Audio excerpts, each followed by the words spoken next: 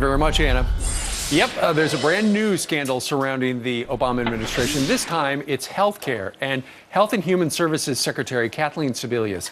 She's reportedly reaching out to health industry officials asking for money to help implement Obamacare because Congress didn't give them the money, so she's going and asking people about it. Tennessee Senator Lamar Alexander says this isn't going to end well. He's the ranking Republican on the Senate committee that oversees health policy. Senator, good morning to you. Good morning, Steve. Also, breaking news this morning, according to the Associated Press, apparently the Obama administration using secret government email accounts for a variety of reasons, but apparently Secretary Sebelius is one of the people who's been using a secret email account. So apparently, you know, it's going to be hard for investigators to subpoena that, Senator, because they don't even know it existed until this morning. Well, that's a problem because there's something called the Public Records Act. So if you're in the government, in the executive branch, what you're supposed to do is use the government email for your official business, use your private email for your private business. And if you mix the two up, that's against the law, and that frustrates the ability of the public to find out what you're doing. Absolutely. Let's talk a little bit about how she has been going to private individuals asking for money. And it's because they're trying to implement Obamacare, but you guys in the Congress didn't give her the money, so she's asking private sources for it. That seems like a scandal right there of enormous proportions.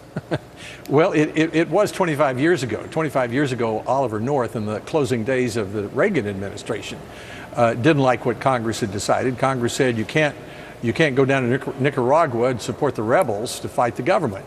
So North apparently did it anyway and did it with private money and a private entity outside. He got in a lot of trouble, so did the administration. And the Congress formed a select committee and said, you can't do that. We have a constitution that says only the Congress can spend money, and we have federal laws that say if Congress says no, you can't make an end run. Well, so it looks to me like there's a double standard here, Senator. They made a big deal about it, the mainstream media did, back during the Reagan years, and now you've got essentially the same situation, but you hardly hear about it except on Fox News and on talk radio and on the internet. Well, we hope to hear more about it because several of us have asked the Government Accountability Office and the Inspector General to tell us the facts. I mean, this would be the same thing as if the President asked Congress and said, I need 9 jet planes. And Congress said, we're only going to give you 8. The President went out to his friends, raised a couple of $100 million and bought a 9th one. I mean, our founders didn't want a king, so they created Congress and they created limits on the executive. And this president, whether it's recess appointments when we're not in recess or trying to avoid advise and consent in that way, or trying to avoid the appropriations process by appointing czars or creating, in effect, a national school board by use of a waiver authority. They've been pushing against, really thumbing their nose at Congress.